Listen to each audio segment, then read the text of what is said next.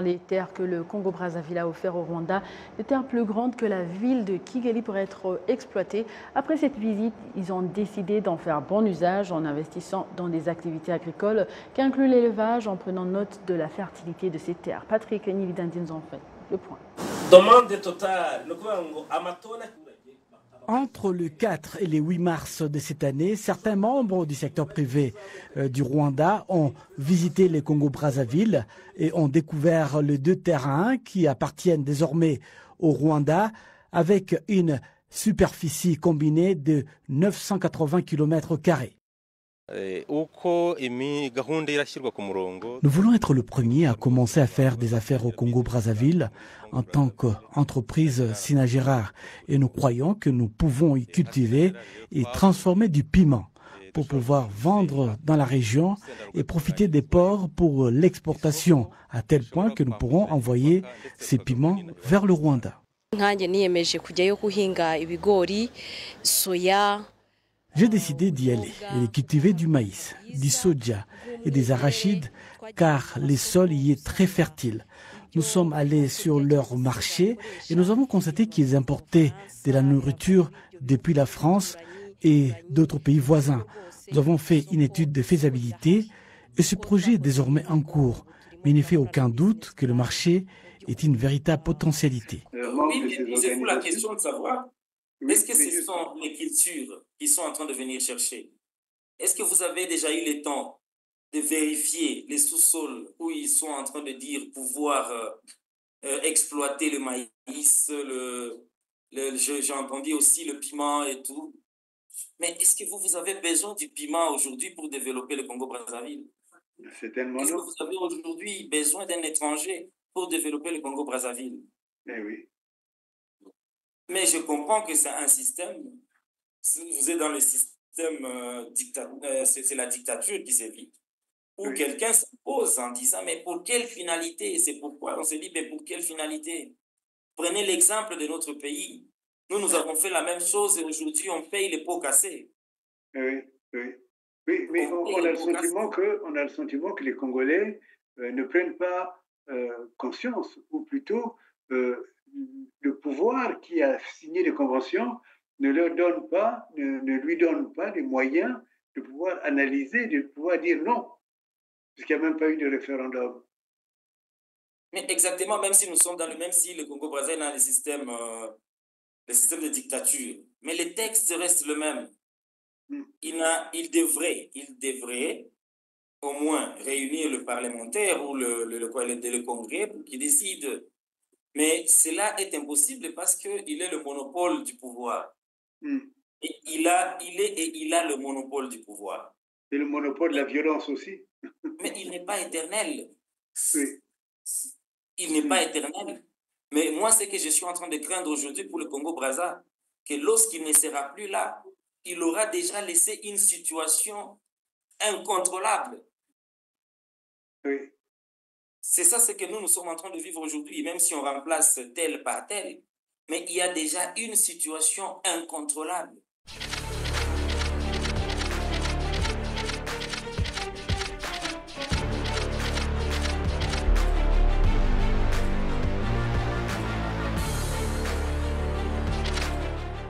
Madame, monsieur, chers frères, chers amis, vous tous ceux qui êtes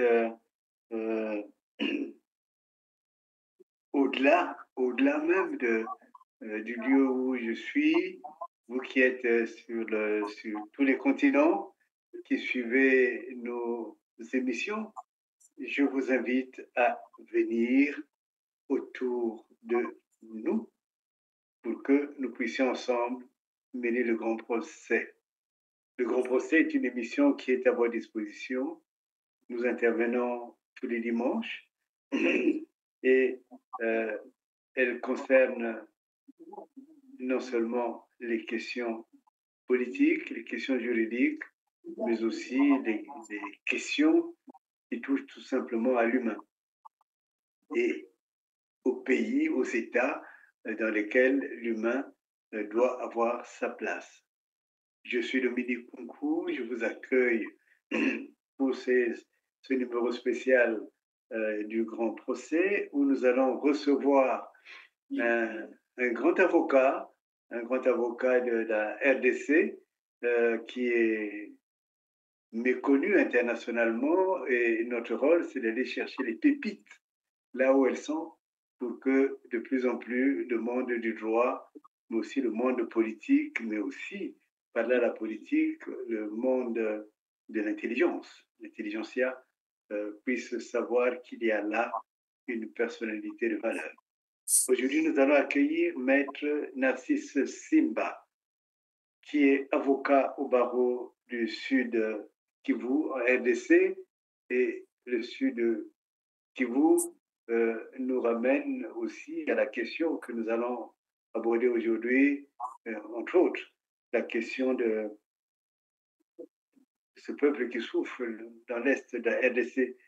Il est membre de la Commission internationale des droits de l'homme, il est juriste de formation et il est aussi connu en tant qu'expert. Maître Narcisse Simba, je voudrais que vous preniez le temps de vous présenter pour que nos téléspectateurs vous connaissent, pour que vous soyez connu au-delà même du Kivu. Qui êtes-vous? Merci beaucoup, cher confrère Dominique, pour la parole nous accorder, l'occasion que vous nous faites pour nous présenter également. L'invitation, c'est un grand honneur pour moi. Un honneur parce que c'est un espace vraiment qui va permettre à ce que vous avez choisi au fait la bonne personne, parce que ce n'est pas quelqu'un de l'extérieur qui doit venir dire ce qui se passe en RDC. Ce n'est pas quelqu'un de l'extérieur du Kenya ou du Burundi ou du Rwanda ou de la Belgique qu'on doit appeler pour dire ce qui se passe réellement en l'est de la RDC. Et comme vous l'aviez déjà dit, c'est Maître Narcisse Simba, avocat au barreau du Sud Kivu. Le Sud Kivu est précisément à l'est de la République démocratique du Congo, des frontières avec le Nord Kivu, qui aujourd'hui est en train de vivre le moment le plus cruel de l'histoire de cette province. Et comme vous l'avez dit, nous sommes beaucoup plus intéressés par les droits de l'homme. Et les droits de l'homme, en tant qu'experts en droits de l'homme, nous sommes intéressés également par la situation actuelle qui se vit en République démocratique du Congo, mais au Nord Kivu, à l'est de la République démocratique du Congo en particulier. Et aussi, je voulais te compléter par rapport à la présentation. Je suis également cofondateur d'une organisation appelée COGED. Donc, c'est une convention pour la défense des droits des enfants et jeunes en République démocratique du Congo. Et dans cette organisation, comme cofondateur, également, j'encadre les enfants et les jeunes, surtout dans l'aspect du sport, pour leur donner donc leur former à avoir confiance en eux. Je l'ai dit en passant, je suis également un amoureux des arts martiaux et j'en profite également pour donner aux jeunes une pratique d'autodéfense et j'en profite également pour leur apprendre comment est-ce qu'ils peuvent prendre conscience de sa personnalité et de son physique. Et ça aide également parce que ça forme même le mental. Je suis en train de comprendre que nous devons, nous, encore jeunes, des trentaines, prendre conscience également de la situation actuelle du pays et ancrer cela dans le monde jeune, donc parmi les jeunes, quoi. Et c'est ainsi que je trouve cette occasion vraiment très importante parce que nous avons déjà, on aura l'occasion de le dire, on a à notre actif plusieurs dossiers dans le cadre des crimes contre l'humanité. Donc, j'assiste beaucoup plus les victimes des crimes internationaux, les victimes des crimes de guerre, les victimes des crimes d'agression, et les victimes des génocides, et spécialement les victimes des crimes contre l'humanité, parce que, bon, il y a toute une différenciation par rapport à ça. Et ce que nous pouvons dire aujourd'hui dans notre pays, moi-même, en tant qu'avocat, plusieurs cinquantaines de dossiers par rapport aux crimes contre l'humanité. En tant que moniteur des droits de l'homme, parce que j'ai exercé également la fonction de monitoring, rapportage des conflits et violations des droits de l'homme. Nous avons plusieurs fois dénoncé et aujourd'hui nous sommes même menacés par des appels des inconnus et autres. Mais nous saisissons encore cette opportunité pour dire non à l'agression qui sévit en RDC. Nous saisissons encore cette opportunité pour dire non aux crimes contre l'humanité, aux crimes d'agression et crimes de guerre qui sévit actuellement à l'est de la République démocratique du Congo. Cela étant, lorsque nous aurons à développer par rapport à une ou l'autre chose, nous allons également exposer par rapport à nos réalisations, par rapport à tout ce qui sévit actuellement dans notre pays. Je ne sais pas si de manière succincte, je peux quand même commencer. Nous ne pouvons pas mieux tomber que sur vous, Metsiba. Alors, depuis quand vous êtes avocat? Je suis avocat depuis 2014. D'accord. Alors, je sais que vous travaillez avec le bâtonnier. Est-ce qu'il va bien, monsieur le bâtonnier?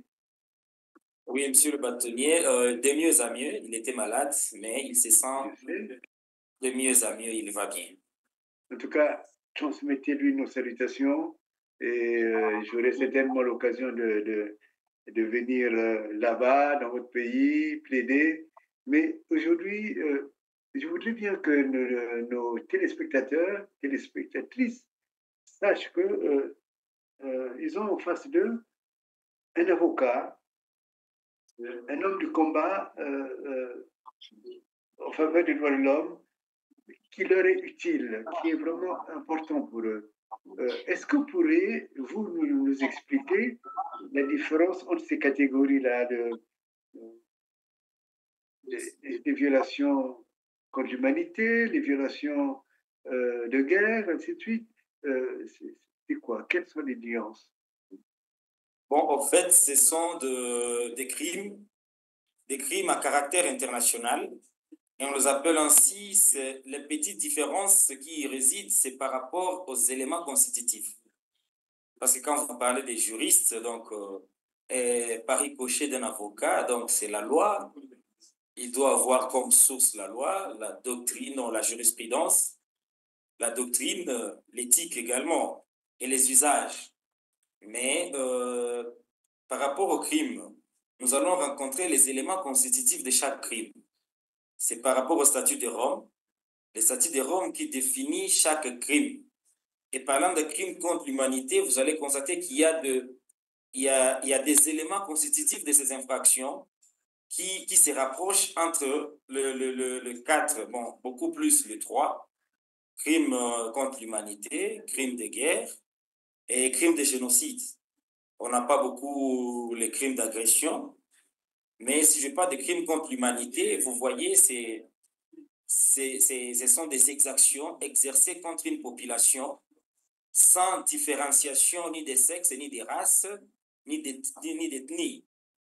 Donc, il y a des crimes de meurtre, de pillage, d'enlèvement, de déportation, de viols, de torture, mais ce n'est pas contre une population spécifique.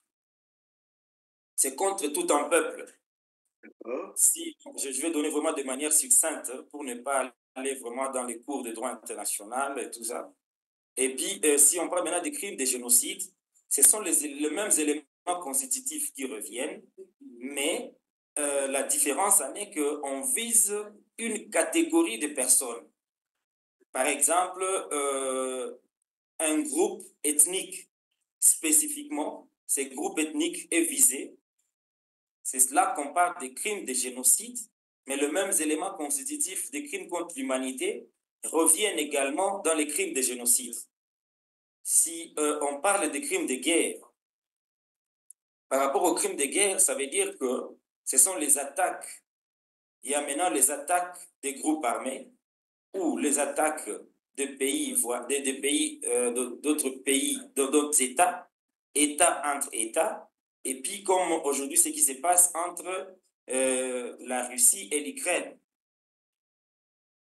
on peut ressortir de cette situation des crimes de guerre. Parce que c'est un État qui impose son autorité sur un autre État et veut à tout prix priver cet État de sa liberté. Bon, je ne veux pas entrer dans le détail pour ne pas politiser le débat. Comme on garde le caractère juriste, avocat, je dois beaucoup plus me focaliser sur le statut de Rome par rapport à certaines définitions et sur le règlement d'ordre intérieur lié à ce statut de Rome. Alors, Maître Simba, justement, merci pour ces différenciations et merci aussi pour la réserve. L'avocat est un homme de réserve par rapport particulièrement à la guerre entre la Russie et l'Ukraine. Il y a beaucoup d'éléments qui méritent d'être analysés, examinés, mais on parle beaucoup de l'Est de la RDC. On apprend qu'il y a des millions et des millions d'hommes et des femmes qui ont été tués. On a le sentiment qu'il y a une sorte d'impuissance. Alors, vous qui êtes voisin finalement de cette zone de souffrance, je ne sais pas, qu'est-ce que vous pouvez nous dire?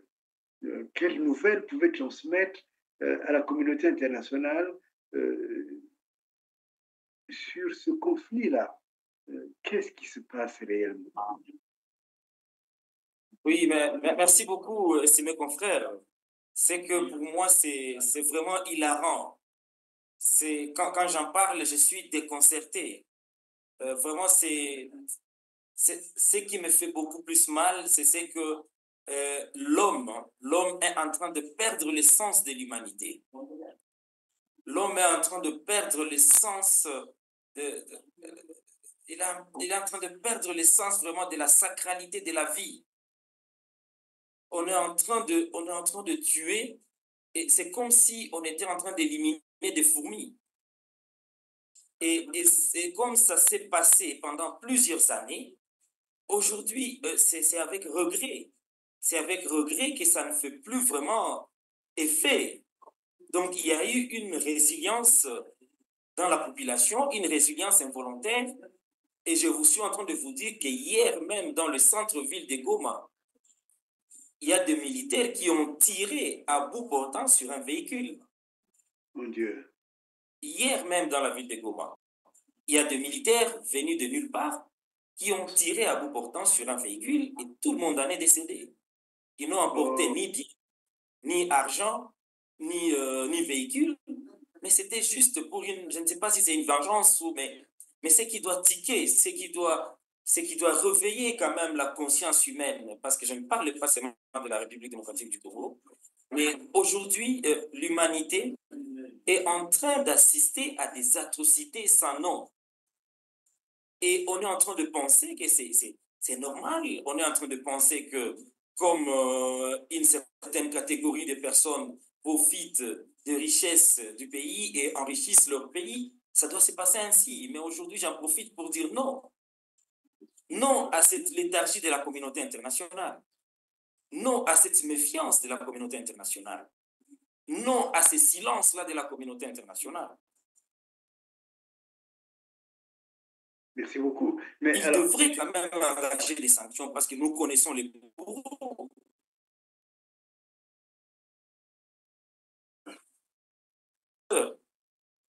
Nous connaissons la personne qui est en train de faire de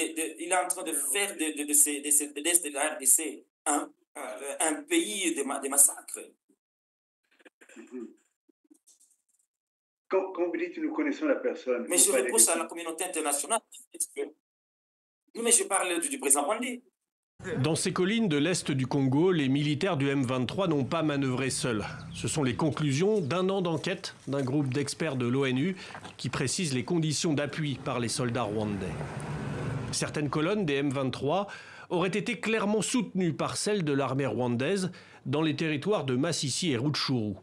Les Rwandais seraient notamment présents pour lutter contre le groupe armé FDLR. Des opérations menées par le général James Kabarebe conseiller défense et sécurité du président Paul Kagame. Avec le déploiement des soldats de la force régionale de l'EAC en mars dernier, le M23 a annoncé s'être retiré de zones entières. Ce n'est pas le cas pour les experts de l'ONU, qui parlent au mieux de redéploiement, au pire de présence toujours avérée dans ces zones concernées. À l'étranger, la France a condamné le soutien continu du Rwanda. Les États-Unis l'appellent à retirer immédiatement ses forces du territoire congolais. Le Rwanda, lui, dément régulièrement tout soutien au M23. Mais je parle de l'agression. Nous n'avons pas de problème avec le peuple rwandais. Mais nous avons le problème avec le gouvernement rwandais. C'est le gouvernement rwandais, et je le dis tout haut, qui aujourd'hui est en train de rendre invivable l'Est de la République démocratique du Congo. Ce sont des gens que nous voyons de nos propres yeux. Les militaires aujourd'hui sur place au niveau du Nord Kivu, les militaires rwandais sur place là-bas, ils ne se sont pas invités d'eux-mêmes. Ils ont été invités, ils ont été envoyés par un gouvernement qui aujourd'hui s'appelle un gouvernement responsable. Mais dans cette responsabilité, il y a une criminalité sans fin. Alors, vous êtes au courant sans doute que tout récemment, les Nations Unies ont défini réellement la responsabilité du Rwanda. C'est bien cela. Exactement. Nous l'avons également dénoncé. Et aujourd'hui, même si je n'entre pas vraiment dans les profondeurs de la politisation de ce qui se passe aujourd'hui à l'est de la République démocratique du Congo, mais moi, en tant que juriste, mais je me dis que nous, en tant que défenseur des droits de l'homme, il faut commencer par dénoncer. Et aujourd'hui, tout haut, le président congolais s'est exprimé disant que non, il y a un agresseur qui s'appelle le Rwanda qui aujourd'hui est en train d'agresser le pays. Il l'a dit tout haut et la communauté internationale est en train de l'attendre. Et aussi d'autres autorités qui sont derrière cela l'ont entendu également. Mais la politisation de la guerre qui se vit actuellement à l'est de la RDC, mais ils ne doivent pas ne pas comprendre que 16 millions de morts, ce n'est pas 16 millions de poissons ramassés dans le lac. Ce n'est pas 16 millions de fourmis qui ont envahi une maison. Mais c'est 16 millions de vies humaines. Des gens qui n'ont rien à voir, ni de près, ni de loin, par rapport à cette situation qui se vit en République démocratique du Congo. Et en général, ce sont des enfants qui ne connaissent rien du tout, des pauvres et paisibles innocents qui aujourd'hui sont en train de croupir dans la misère, des paisibles innocents aujourd'hui qui ne verront plus jamais leurs parents, qui ne verront plus jamais la vie comme on la voit aujourd'hui. Mais quelle est cette situation sociale dans laquelle ces enfants, même s'ils échappaient à ces atrocités, ils vont grandir dans quelle situation, dans quel état? Mais c'est ces silences-là qui gênent, c'est ces silences-là qui étouffent même la vie, qui étouffent même l'humain, quoi. Mais c'est cette léthargie-là que je dénonce aujourd'hui et je l'ai toujours dénoncée. Et il y a même des rapports que nous avons des rapports par rapport à cette situation. Les résolutions des Nations Unies depuis 1960 jusqu'en 2016 et de 2016 jusqu'à aujourd'hui.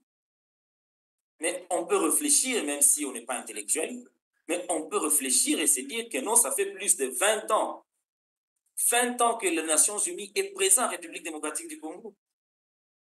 Et c'est le 20 ans de misère de la République démocratique du Congo. Mais je ne les accuse pas personnellement, mais je me dis qu'ils s'appellent Organisation des Nations Unies pour la stabilisation et la paix en République démocratique du Congo. Située à plus de 60 km de Goma, la localité de Bambo dans le nord Kivu a été vidée de ses habitants. Mercredi, pris de panique par des tirs de mortier et des rafales d'armes, hommes, femmes et enfants ont dû fuir précipitamment en direction du nord pour rejoindre les zones sous contrôle gouvernemental. À en croire cet habitant, les rebelles du M23 ont repris le contrôle de cette localité. Nous étions à Bambo quand nous avons entendu des bombes exploser. Alors nous nous sommes enfuis immédiatement. Nous sommes en route pour Kirima, mais nous ne savons pas où sera notre destination finale. Quand nous avons entendu les bombes dans la ville, nous avons pris la route pour échapper. Nous ne savons pas si l'ennemi a pris Bambo ou non, mais nous savons qu'ils sont déjà là au vu de la situation. Nous avons vu que l'ennemi est dans la ville de Bambo. Nos soldats sont allés au front, mais après un certain temps, ils sont revenus en ville. Nous avons attendu un peu plus longtemps, puis les soldats sont revenus nous dire d'évacuer parce que les rebelles du M23 tirent des bombes et ces bombes tombent sur les gens. Ils tirent dans toutes les directions. Bambo avait été prise par le M23 en novembre 2022. À un village proche, Kishishi avait été le théâtre d'un massacre attribué à cette rébellion soutenue selon le gouvernement par le Rwanda. En avril, le M23 s'était retiré et resté depuis à une vingtaine de kilomètres. Mais quelle est cette paix-là que nous avons eue depuis? Quelle est la paix dont nous avons parlé aujourd'hui depuis que les Nations Unies est présent ici? Et ça, c'est à la méfiance des hautes autorités de la communauté internationale, c'est à la méfiance de l'Union africaine, c'est à la méfiance de toutes les organisations dans lesquelles nous sommes partis. Et cela devrait tiquer l'homme congolais. Cela devrait quand même irriter l'homme congolais et lui dire que non, il faut voir cette situation de notre œil. Et voilà un peu de manière ramassée comment est-ce que nous pouvons quand même dénoncer cela et de voir tout ce qui se vit aujourd'hui en République démocratique du Congo, particulièrement à l'est de la RDC. Maître Simba, merci infiniment. Mais justement, nous sommes venus vous voir pour vous donner la parole, pour que Exactement. ce silence soit brisé, parce que, je dirais, c'est Martin Luther King, un grand homme que vous connaissez certainement, qui disait que c'est pas forcément ceux qu'on voit qui commettent des crimes, ainsi de suite. Je suis en train de citer comme ça de tête, mais c'est surtout ceux qui gardent le silence devant les injustices. Vous voyez, et nous voulons qu'aujourd'hui, ce silence soit brisé. Soit brisé. J'ai les grands amis là-bas dans le Kivu du Nord, évidemment, que je salue et que j'aime beaucoup. Et justement, comment ça a commencé cette situation? Parce qu'on a envie de connaître aujourd'hui. On a envie de connaître comment cette situation a commencé. Qu'est-ce qui s'est passé au début? Oui, exactement. Merci beaucoup. Il y a une situation, mais bon, ça fait mal. Ça fait mal parce que lorsque vous avez été bon, lorsque vous avez pensé faire une bonne chose, parce que vous êtes humain, mais la personne à qui vous avez fait cela se retourne plus tard contre vous. Parce que je me rappelle dans les années 94, 93-94, lorsque on avait demandé à la RDC d'être le pays hôte des réfugiés rwandais qui sont venus du Rwanda jusqu'au niveau des frontières de la République démocratique du Congo, et Mobutu, à son temps, a été demandé, on lui a demandé de donner un espace à ces réfugiés, le temps de voir comment calmer la situation au niveau du Rwanda. Ils sont venus, on les a accueillis comme des hommes qui fuyaient le massacre, le génocide qui s'est passé au Rwanda. On leur a donné nos terres.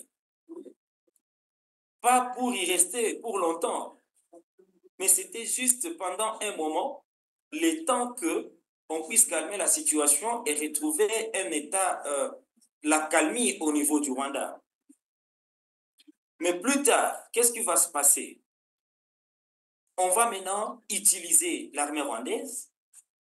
Elle va dire que non, le gouvernement rwandais, pour ne pas parler vraiment spécifiquement des militaires, mais le gouvernement rwandais va dire que non, tant que ces gens, tant que ces réfugiés Hutus resteront aux frontières entre le Rwanda et la RDC, ils continuent à constituer une menace. Ils ont trouvé un prétexte. Alors que Mobutu avait fait de son mieux pour que l'armée congolaise puisse encercler les frontières et protéger le départi. Malheureusement, estimé confrère, qu'est-ce qui va se passer? C'est qu'on va, le gouvernement rwandais va trouver un prétexte pour venir maintenant chasser le soi-disant Hutus qui étaient réfugiés en RDC et les ramener dans l'intérieur de la RDC et le ramener à l'intérieur de la RDC. Qu'est-ce qui va se passer? On va profiter de cette occasion pour chasser Mobutu du pouvoir, soi-disant qu'il a fait obstruction à ce que le peuple Hutu trouve un espace en République démocratique du Congo. Mais ce sont des situations qui évoluent, ce sont des situations qui ont évolué, des situations aujourd'hui. Maintenant, en chassant Mobutu au pouvoir, Laurent Désiré Kabila prend la tête du pays, mais un problème va encore se passer. Et le problème qui va se passer, c'est qu'il va comprendre qu'ils sont venus pour rester, pas pour repartir. Mais lorsqu'ils sont venus, ils sont venus comme réfugiés et ils en profitent pour envahir le pays. Et c'est là que le président Désiré va mettre fin à cette convention qu'il n'avait pas compris au départ. Et ça va créer encore un tollé. Malheureusement, lâchement assassiné. Et encore, cette agression continue depuis Laurent Désiré Kabila, depuis son fils Kabila le fils. Et ces gens, actuellement, ils commencent à se réclamer maintenant des terres au niveau de la République démocratique du Congo. Ces gens-là... Les terres qui sont occupées en tant qu'immigrés, en tant que réfugiés politiques. Exactement, ils étaient ici comme réfugiés politiques. Maintenant, ils sont en train de se réclamer, propriétaires maintenant des terres. Mais comment, je vais nuancer par rapport à une conférence où je participais à une conférence où on a parlé également des conflits fonciers qui se vivent aujourd'hui entre le peuple congolais et le peuple réfugié Hutu rwandais qui sont venus.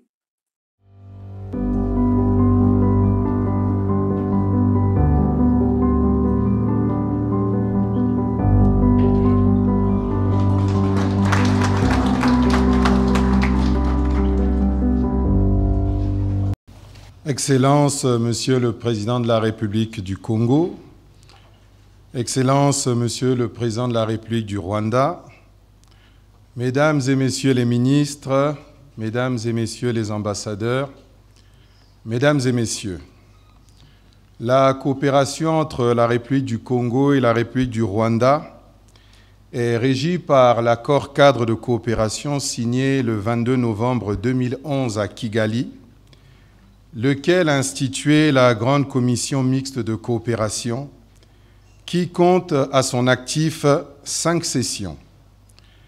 La dernière session a été tenue les 23 et 24 novembre 2021 par visioconférence.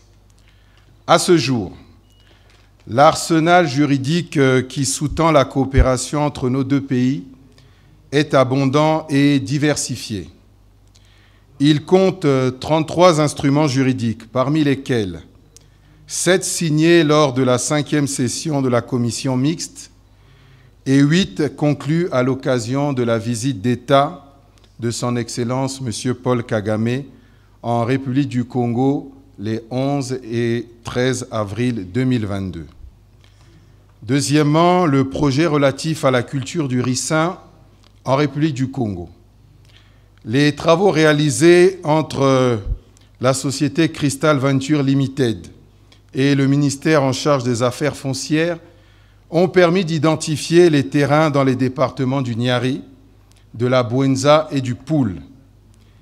Il y a aujourd'hui près de 121 000 hectares qui sont disponibles sur les 150 000 hectares escomptés pour la réalisation de ce projet. L'expérimentation du projet sera localisée à Loudima, dans le département de la Bouenza.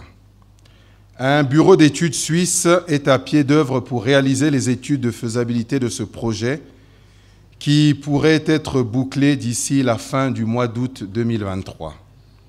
Par ailleurs, la société Eni est actuellement en train de procéder à des tests pour détecter la meilleure semence à cultiver au Congo. Depuis 2 semaines, des ingénieurs sont en train d'effectuer des tests de sol à Loudima. C'est au terme de tous ces travaux que la période d'implémentation du projet pourra être fixée. Troisième projet, le projet de développement agro-pastoral à Yamba dans le ranch de Massangi.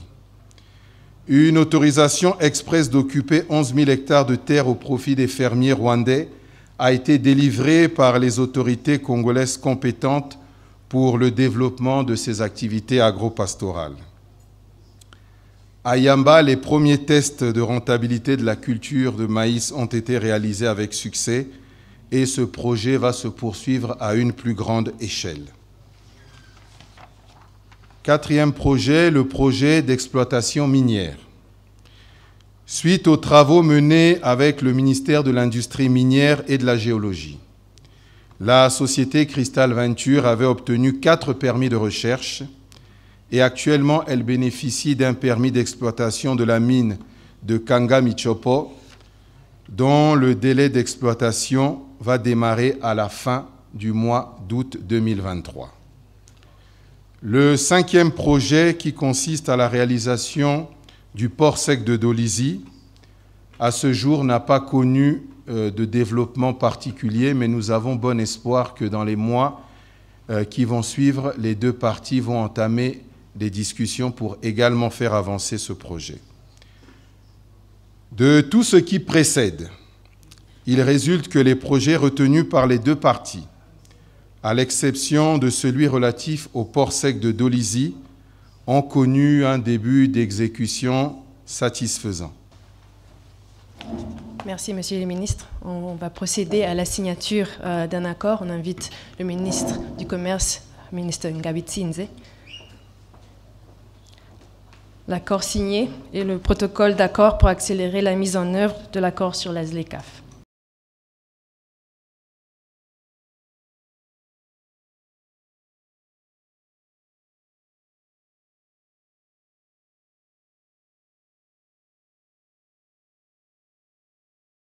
Parce que lorsqu'ils sont venus, ils n'ont pas rencontré des terres vides. Ce n'est pas l'État congolais qui leur a donné de l'espace, mais c'est la population congolaise qui leur a demandé que non, nous sommes, ce que vous avez vécu, ça nous touche. Et prenez quand même, j'ai une concession de 600 hectares. Vous pouvez d'abord habiter là-bas en attendant que vous trouviez comment retourner dans votre pays. Mais cet homme-là qui a fait ces gestes-là, il a donné une terre. Et aujourd'hui, il ne peut même plus y fouler le pied. Ils sont en train de se réclamer maintenant les territoires, dans les territoires de Fizi, où ils se réclament qu'on puisse sortir une ordonnance présidentielle, ou je ne sais pas, qu'on puisse consulter le Parlement, le Congrès réuni, et qu'on puisse créer un territoire à part en République démocratique du Congo, uniquement propriété privée de ce groupe. Oh là là. C'est-à-dire créer un État, finalement, créer un État. Mais c'est ça ce qu'ils sont en train de chercher plus tard. C'est pourquoi je le dis aujourd'hui. Aujourd'hui, ils commencent à dire que non, que ce soit un territoire à part. C'était ça ce qui était avant, mais ils demandent que ce soit maintenant une ville. Et puis, finalement, un pays à part. Et rester définitivement en République démocratique du Congo. Mais le problème qui se passe, ce sont les agissements, ce sont ces agissements-là qu'ils commettent du jour au lendemain contre cette population qui avant-hier, ils n'étaient que des simples hôtes dont vous accueillez quelqu'un chez vous aujourd'hui. Et demain, il devient votre pire ennemi. Et c'est ce que nous vivons aujourd'hui. Mais nous devons déjà comprendre comment est-ce que la jeunesse doit aujourd'hui comprendre cela et commencer à créer des mécanismes. Si nous avons déjà commencé par dénoncer, c'est ce qui ne se faisait pas avant, nous devons créer également, parce que le peuple, moi je suis sûr et certain, que le peuple gagne toujours. Le peuple gagne toujours. Nous avons des théories où les groupes armés occupent, moi je viens récemment, je viens dans le Mississippi, c'est dans le territoire de Fizi, où je suis allé à travers l'organisation triale internationale, où je suis également dans le pool des avocats des triales qui assistent les victimes des crimes contre l'humanité, crimes de guerre et crimes d'agression. et crimes de génocide.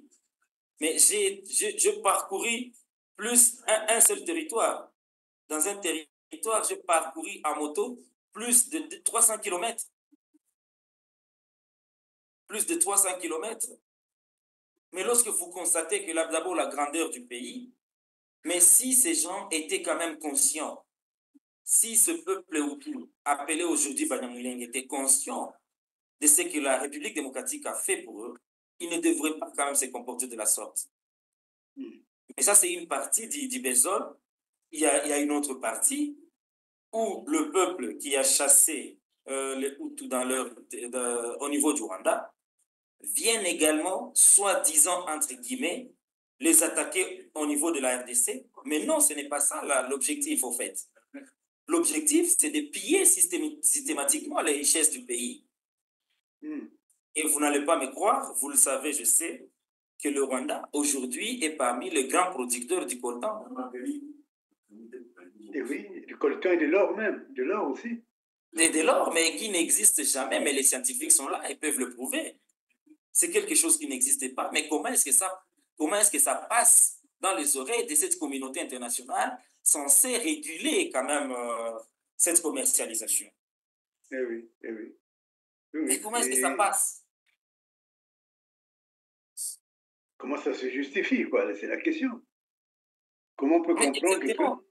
Oui. Exactement, vous avez suivi le procès Mangachuchu. Oui, oui. Oui, mais il avait déjà, au niveau de la République démocratique du Congo, acheté plus de 100 000 hectares. Oui. Et là, il a trouvé que c'était il a choisi, il a identifié des coins. Il a identifié des coins où le minerai, notamment le coltan, l'or et d'autres minéraux, il a identifié un coin, mais tout ça va servir à quoi?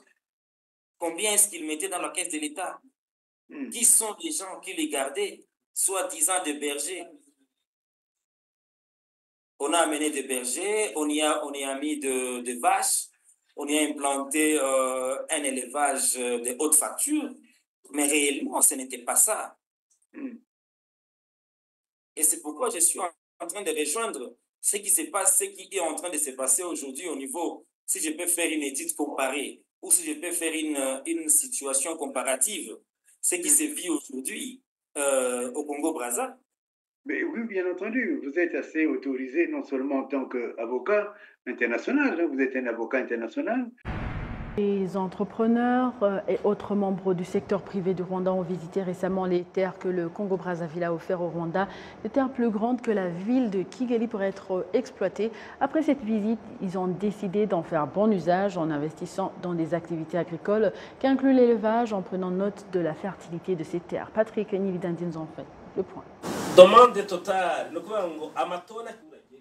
Entre le 4 et le 8 mars de cette année, certains membres du secteur privé du Rwanda ont visité le Congo-Brazzaville et ont découvert les 2 terrains qui appartiennent désormais au Rwanda avec une superficie combinée de 980 km².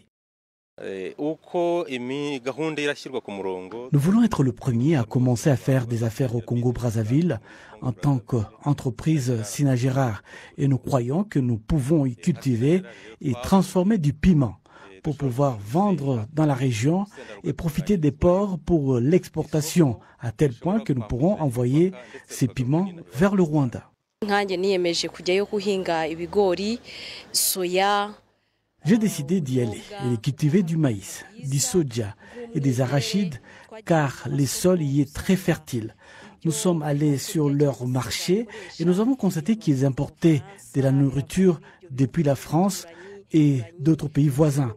Nous avons fait une étude de faisabilité et ce projet est désormais en cours. Mais il ne fait aucun doute que le marché est une véritable potentialité. Oui, mais posez-vous la question de savoir, est-ce que ce sont les cultures qui sont en train de venir chercher? Est-ce que vous avez déjà eu le temps de vérifier les sous-sols où ils sont en train de dire pouvoir exploiter le maïs, j'ai entendu aussi le piment et tout. Mais est-ce que vous avez besoin du piment aujourd'hui pour développer le Congo-Brazzaville? C'est tellement Est-ce que long. vous avez aujourd'hui besoin d'un étranger pour développer le Congo-Brazzaville? Eh oui. Mais je comprends que c'est un système. Si vous êtes dans le système c'est la dictature qui sévit, où Oui. quelqu'un s'impose en disant mais pour quelle finalité? C'est pourquoi on se dit mais pour quelle finalité? Prenez l'exemple de notre pays. Nous avons fait la même chose et aujourd'hui on paye les pots cassés. Oui, oui. Oui, mais on a le sentiment que les Congolais ne prennent pas conscience, ou plutôt le pouvoir qui a signé les conventions ne lui donne pas les moyens de pouvoir analyser, de pouvoir dire non, puisqu'il n'y a même pas eu de référendum. Mais exactement, même si nous sommes même si le Congo-Brazzaville a le système de dictature, mais les textes restent le même. Il devrait au moins réunir le parlementaire ou le congrès pour qu'il décide.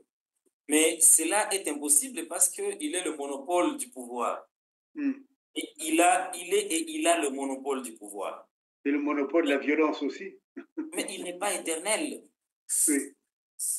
Il n'est pas éternel. Mais moi, ce que je suis en train de craindre aujourd'hui pour le Congo-Brazza, que lorsqu'il ne sera plus là, il aura déjà laissé une situation incontrôlable. Oui. C'est ça ce que nous sommes en train de vivre aujourd'hui, même si on remplace tel par tel. Mais il y a déjà une situation incontrôlable. Tout à fait. Que même vous, lorsque vous venez avec une démocratie, vous rencontrez quand même qu'il y a un bras de fer solide. Oui. Et ça a pris des années. Ça ne se fait pas seulement aujourd'hui. Ça a pris des années et aujourd'hui, pour démanteler cela, ça devient compliqué. Et en même temps, nous sommes en train de compter des milliers de morts. Et tout ça, c'est à la léthargie des agissements de la communauté internationale. Mais c'est tiquant, vraiment. Mais justement, vous qui vivez cela de manière claire, vous qui êtes un peu je veux dire, aux portes de cet enfer que vit malheureusement notre population à l'est du Congo, la RDC, quelle leçon ou quel enseignement vous pouvez tirer pour les Congolais? Qu'est-ce que vous pouvez leur dire? Mais moi, je suis en train de leur dire aujourd'hui de faire tout pour mettre fin à cela, de faire même l'impossible pour empêcher cela. Mais tout le Congo-Brazza, à quelle population? Le Congo, la RDC a plus de monde, pas encore. Ce n'est pas une cause justificative, ça je le dis franchement, ce n'est pas une cause justificative, mais aujourd'hui nous sommes à plus de 90 millions, 90 millions d'habitants. Mais aujourd'hui, si on commençait, si ce qui se vit actuellement en RDC, c'est passé au Congo-Brazza, mais on risque d'éliminer tout un peuple. Ben oui, justement, l'État du Congo va disparaître. Mais exactement. Mais c'est pourquoi si vraiment je pourrais avoir ces moyens-là de marteler sur le peuple congolais, du Congo-Brazza, je devrais leur dire de commencer automatiquement à mettre fin à cela. Ils doivent quand même créer une autodéfense. On nous a massacrés de long à large. On nous a massacrés au nord et au sud. Mais aujourd'hui, le peuple congolais a créé, si vous avez les groupes Maïmaï, les groupes Raya Mutomboki. Mais ce sont des groupes qui ont vu quand même qu'il y avait le non-État, l'inexistence de l'État congolais. Et ils se sont créés pour défendre le peuple et le village, les territoires où ils vivaient. Mais aujourd'hui, ils doivent prendre ça comme exemple parce que nous devons également répondre par la force. Parce qu'on nous impose une chose de force. Nous devons également répondre par la force. Parce qu'ils doivent déjà commencer à créer aussi des groupes d'autodéfense pour contrecarrer ces plans. Parce que c'est lui qui est en train d'insérer cela. Et lorsque la partie incitante aura déjà atteint son objectif, peut-être qu'il va l'éliminer. Et voilà. Peut-être qu'il va l'éliminer parce qu'il devient un élément gênant. Il l'élimine et il contrôle celui qui va entrer au pouvoir et continuer avec ses objectifs machiavéliques. C'est comme ça que vraiment, ça c'est une question très pertinente. Mais aussi, il devait y avoir un autre aspect. Mais c'est l'aspect que l'homme congolais de la RDC aussi devrait se poser la question de savoir pourquoi le Congo-Brazza. Oui, oui, voilà. On a quand même le sentiment, chers confrères, qu'en réalité, le Congo, Brazzaville, sert de faire valoir. C'est-à-dire que c'est une manière contournée d'attaquer frontalement, ou plutôt d'attaquer, comme on dit par le dos, la RDC. Mais c'est ça exactement. Ça, un autre aspect des choses. Parce qu'on s'est dit que non, à l'Est déjà, ils sont en train de voir que c'est difficile vu la distance à 2000 km à vol d'oiseau. Ils sont en train de voir que c'est difficile d'atteindre Kinshasa pour déstabiliser directement la RDC. Mais si on attaque de l'Est à l'Ouest, peut-être que ça serait, peut-être pour nous, le Congo-Brazza, c'est une porte d'entrée. Tout à fait. D'autant que c'est une porte d'entrée. Oui, nos équipes, les équipes que nous avons au Congo-Brazzaville, nous ont montré que, par exemple, il y a une usine qu'on appelle Impreco. Impreco, c'est une usine de fabrique de linge et de pagne à l'époque de Massamba Deba, la période florissante du Congo. Et Impreco est devenu pratiquement un centre militaire, un centre dans lequel les Rwandais sont installés. Mais au vu, voilà. Et l'Impreco, en étant à l'Impreco, il n'y a que le fleuve qui dépasse. Ça signifie que les obus peuvent partir de là pour atteindre la RDC, pour atteindre Kinshasa, justement, en direct. Mais les Congolais doivent être également aux aguets. Ils doivent s'appuyer aussi mutuellement. Oui. Parce que si ça réussit au niveau du Congo-Brazza, mais Kinshasa doit savoir qu'il est également en danger. Oui. Il doit savoir qu'il est en danger, mais nous ne savons pas. On a beau parler, on a beau dénoncer certaines situations, mais je ne sais pas pourquoi ça ne change pas. Oui. La question qu'on devrait se poser, pourquoi l'homme a compris que tuer un autre, ça devient une monnaie courante? Est-ce que confrère, est-ce que justement vous parliez de répondre par la force, avoir des actions, je dirais, pratiquement de la population, est-ce que au moins les habitants de Kinshasa ne devraient pas travailler sur ce terrain-là avec les résistants de Congo-Brazzaville, oui? Est-ce qu'il n'y a pas une, on appelle ça, une cohésion, une coalition à mettre en place pour faire échec à ces stratégies rwandaises? Mais est-ce que nous avons cette politique-là? Parce que nous sommes en guerre aujourd'hui. La RDC est en guerre. Mais pour que le Kinshasa puisse essayer au moins de freiner cette évolution-là, même si jusque-là, ça ne marche pas, il a vu que son armée était infiltrée. Et ce que je suis en train de dire, que le Congo-Brazza également, ça va commencer par des champs, mais à travers ces champs, on va amener des agriculteurs militaires. On va amener des éleveurs militaires. On va même infiltrer jusqu'à vous des belles filles rwandaises dans vos bars pour créer cette acculturation, c'est comme ça qu'on l'a appelé à son temps, pour créer cette acculturation, et on va vous ronger à petit feu. Donc c'est une année, 2 ans, 3 ans, voire même 10 ans plus tard, 15 ans plus tard, c'est lorsque vous allez comprendre maintenant que non, ça a commencé en 2024, 2023. Mais c'est 15 ans plus tard qu'ils vont agir. Bien sûr. Ils vont intégrer vos institutions, soi-disant que non, ils vivent là-bas depuis longtemps, vous pouvez leur donner des fonctions dans des sociétés, dans des entreprises. Vous allez leur permettre de construire Vous allez leur permettre vraiment d'intégrer même les couches sociales. Mais c'est 15 ans plus tard que vous allez vous rendre compte que c'était une erreur monumentale. Parce qu'aujourd'hui également, comme vous l'aviez dit, les groupes d'autodéfense de son temps, combattus d'ailleurs par les forces régulières, sont devenus des réservistes aujourd'hui. Parce qu'on a constaté que les forces armées de la République démocratique du Congo étaient infiltrées de partout. Ils ont pris des têtes, même c'est eux qui commandaient déjà des bataillons, des régiments et autres.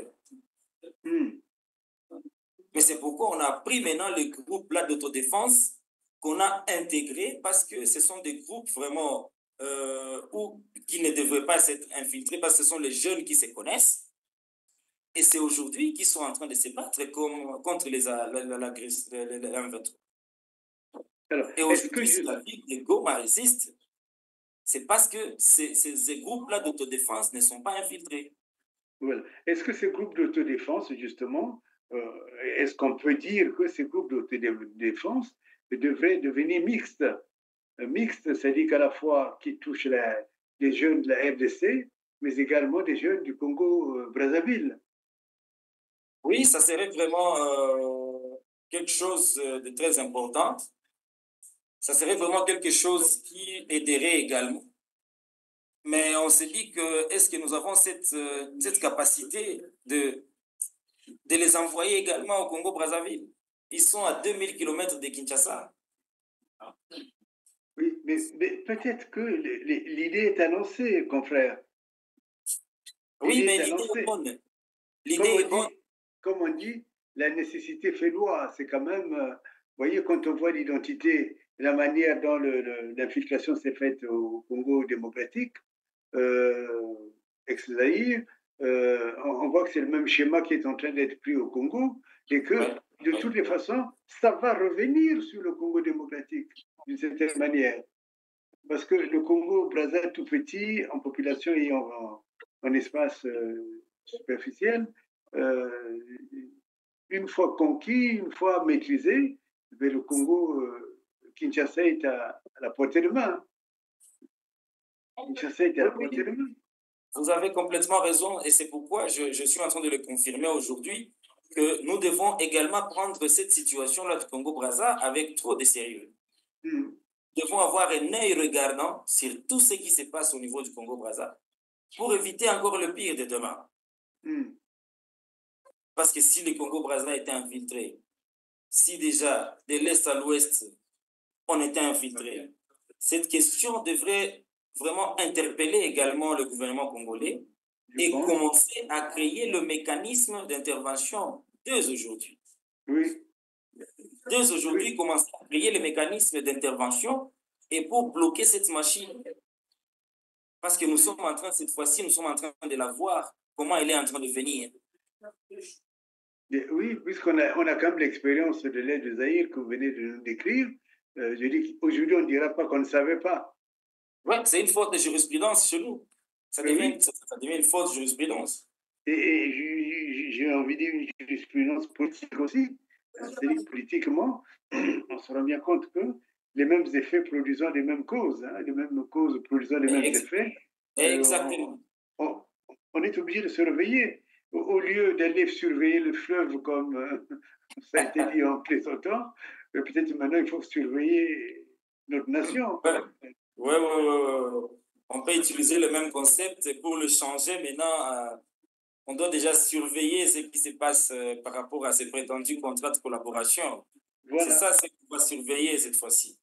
Voilà, il faut surveiller les transactions, les traités, mais aussi au-delà de ça, les occupations des terres.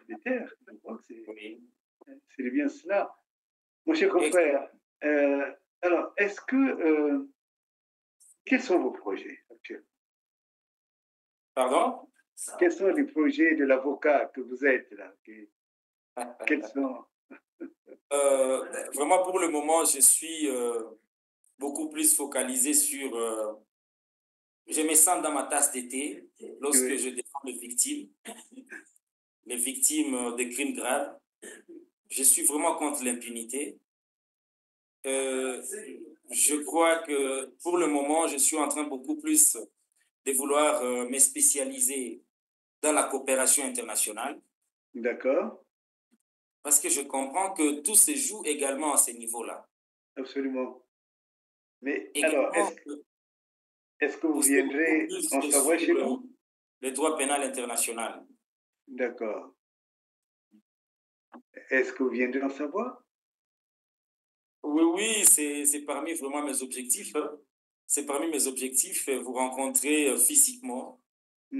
Ça me ferait grand plaisir parce que vous m'aviez sorti de ce carquois qui me tenait depuis longtemps et votre sentiment et votre engouement, votre dévouement par rapport à une stabilité mondiale ou à une stabilité du Congo-Brazza peut toucher tout le monde. Vous avez un intérêt particulier d'un peuple qui aujourd'hui peut-être n'est pas en train de le voir, mais s'ils ont quand même un homme qui est capable de le dire aujourd'hui, ils devraient le prendre au sérieux. Ils devraient le prendre au sérieux, oui. Et moi, j'ai un sentiment particulier, je sens comme si c'est le Saint-Esprit lui-même qui m'a conduit vers vous pour que cette connaissance soit matérialisée. Et aujourd'hui, je suis en train de le voir. Je sais que je vous promets un livre, j'ai une dette, je dois rédiger, je dois écrire un livre. Et je vous le promets.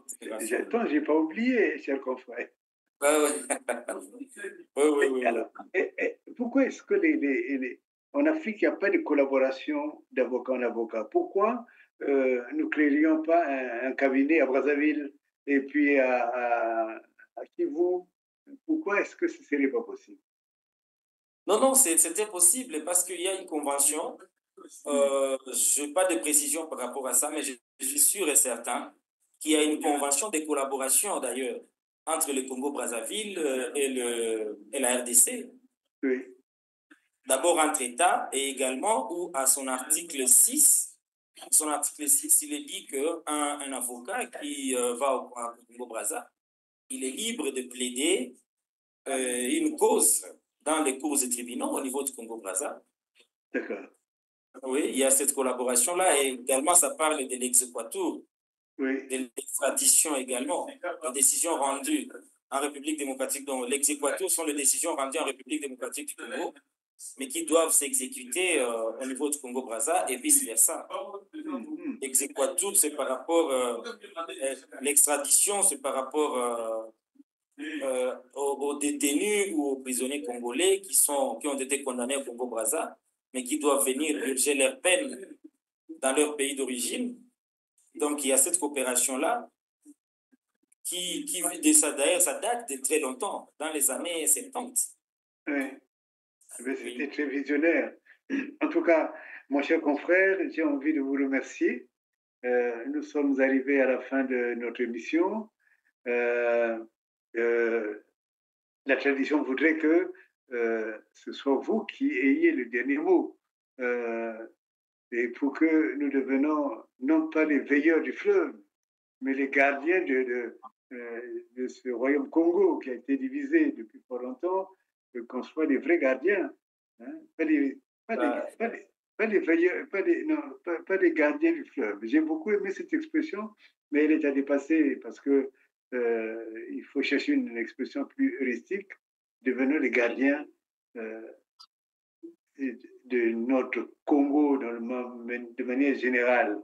Alors, qu'est-ce que vous voulez dire non seulement à nos frères de l'Est du Congo RDC, comme je vous ai dit, j'ai des amis, vraiment des grands amis. Oui. Dont un, j'ai fait la théologie avec lui, qui a des grandes responsabilités à Goma, et même, je crois, au niveau régional et étatique, et aussi une grande théologienne que je connais. Mais justement, nous vous chargeons de leur transmettre nos salutations. Qu'est-ce que vous pouvez leur dire à eux? Qu'est-ce que vous pouvez dire à la RDC, à son président, le président Tshisekedi? Qu'est-ce que vous pouvez dire aussi aux Congolais qui se débattent, qui essaient de s'organiser pour repousser cet envahissement dont c'est bien que Diwa Ikodzela, hein? Donc, qu'est-ce que vous voulez dire? Quel mot? Bon, il y a beaucoup de choses à dire par rapport aux choses qui se passent aujourd'hui à l'Est. Mais ce que je dois dire à l'homme congolais de l'Est de la République démocratique du Congo, il doit continuer à dénoncer. Et un jour, cette dénonciation va tomber entre les oreilles de quelqu'un d'autre aussi qui a cette manière de dénoncer, qui voudrait aussi dénoncer. Et nous allons constituer une chaîne. Nous allons constituer une chaîne et cette chaîne-là pourra exploser un jour ou l'autre pour mettre fin à ces atrocités. Nous sommes des cœurs avec eux parce que nous sommes à l'Est également. C'est juste à 200 km de la ville de Bukavu. Ce n'est pas loin. C'est à 200 km de la ville de Bukavu. Les bombes quittent déjà l'intérieur de Goma jusque dans la capitale. Exactement, il y a des maisons proches de la ville ou de l'intérieur qui sont aujourd'hui victimes des bombardements. Mon Dieu. Vraiment, nous sommes des cœurs avec eux et nous sommes en train de faire ce qui est à notre pouvoir aujourd'hui. Et également, cette communauté internationale, elle n'est pas seulement constituée des hommes sans âme. Cette communauté internationale aussi, lorsqu'il pourra comprendre que cette dénonciation devient gênante, elle pourra prendre des mesures qui s'imposent. Et aujourd'hui, je suis en train de me dire que cette collaboration que nous sommes en train de faire aujourd'hui, mais vous avez fait à ce que ça puisse naître aujourd'hui. Vous avez fait à ce qu'entre le Congo-Brazzaville et le Congo de la RDC, qu'on puisse déjà étudier ensemble le mécanisme de protection, d'autodéfense par rapport à ça. Vous êtes en train de le rendre possible par rapport à ce que vous avez dit et par rapport à ce que nous sommes en train de dire aujourd'hui. J'ai suivi des différentes interventions et un jour, ça va exploser. Un jour, ça va exploser parce que le peuple gagnera toujours. Et l'homme de Brazzaville doit comprendre que le peuple gagne et le peuple gagnera toujours. Cela veut dire qu'ils doivent éviter, le peuple de Brazzaville doit éviter d'accueillir un ennemi de demain. Ils ont une expérience, ils peuvent regarder au niveau du pays, ils peuvent se ressourcer par rapport à l'histoire et à l'historique même du pays, la République démocratique du Congo, et il faut comprendre qu'est-ce qui se passe maintenant aujourd'hui. Nous avons l'Organisation des Nations Unies, nous avons l'Union africaine, nous avons le pays des États économiques. Mais c'est pourquoi est-ce qu'on ne peut pas reconfigurer? Est-ce qu'on ne peut pas reconfigurer ces organisations au niveau régional qu'international pour que nous puissions également créer un espace pour dénoncer également les atrocités qui se vivent dans certains pays. Aujourd'hui, la RDC, l'Est de la République démocratique du Congo, ce que je suis en train de faire aujourd'hui, c'est d'abord faire comprendre au gouvernement congolais. Ils doivent comprendre et prendre au sérieux. Je ne vais pas dire son nom, mais quelqu'un a dit au niveau de Kinshasa que non, il n'y a pas de guerre en RDC, ça m'a choqué. Non, il a dit que non, la guerre qui se vit actuellement en RDC, c'est à des milliers de kilomètres de la capitale. Oh là là. Mais quelle manière de voir les choses, quelle manière de réfléchir et concentrer la capitale, concentrer le pays à Kinshasa. Je serais même pour déplacer cette capitale et de l'amener à l'intérieur du pays, par exemple au Maniema. Parce que si le gouvernement congolais ne prend pas conscience des événements qui se passent aujourd'hui, si le gouvernement congolais ne veut pas voir d'un œil aiguiser la situation qui se passe au Congo-Brazza à côté de Kinshasa, ils seront demain des victimes. Ce qui se vit aujourd'hui à Goma ne tardera pas à se passer également à Kinshasa. Tout à fait.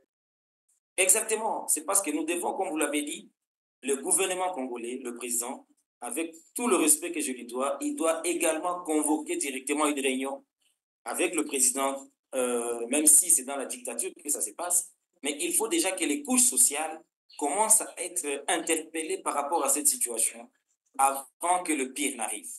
Voilà de manière succincte ce que je pourrais dire, que ce soit au niveau du Congo Kinshasa ou Congo République démocratique du Congo, que ce soit au niveau du Congo Brazzaville.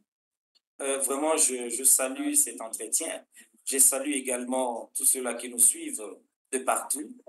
Et je leur demande de nous tenir main forte, de nous accompagner, de voir si nous pouvons créer cette plateforme entre le Congo-Brazzaville et la République démocratique du Congo. Ça peut commencer même à l'est. Ça peut commencer même à l'est du pays, parce que c'est nous qui vivons la réalité même de ce qui se passe dans notre pays.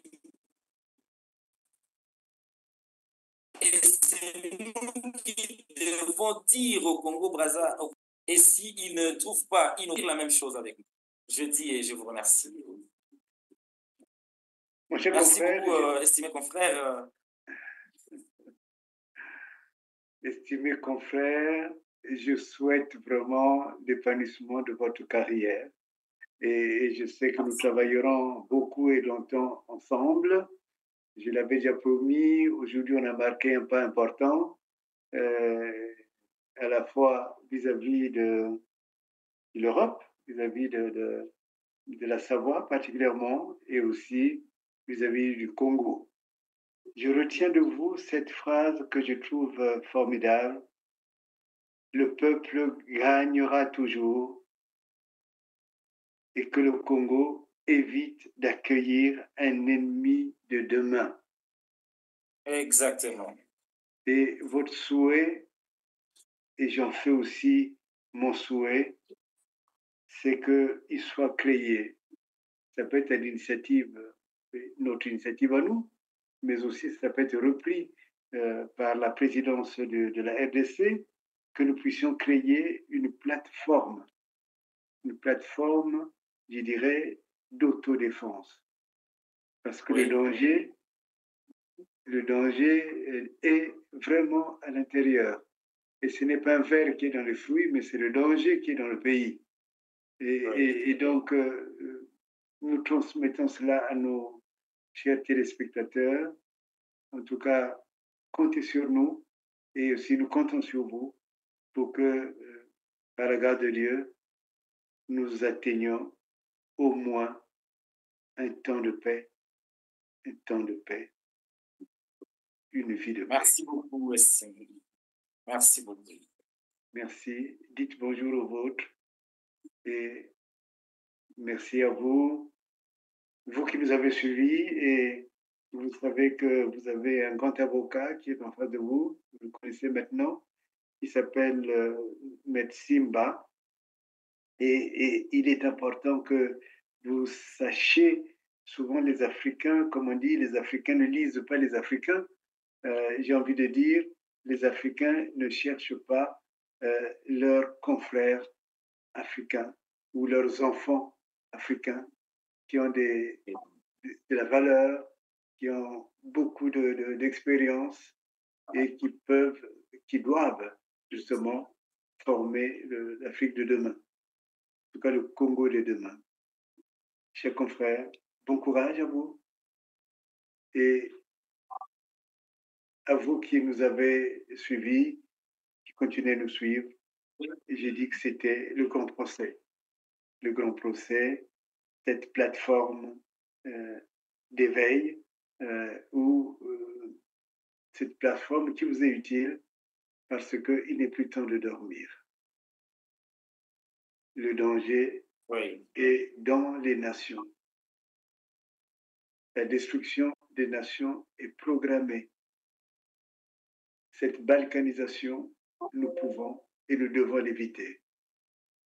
Exactement. Donc vous êtes les premiers à propager, comme on dit, cette bonne nouvelle. Ce qu'on a dit ici, aujourd'hui, dites-le très haut, à les montagnes, à l'est de RDC, mais aussi dans toute la partie sud et nord du Congo Brazzaville. Je vous remercie.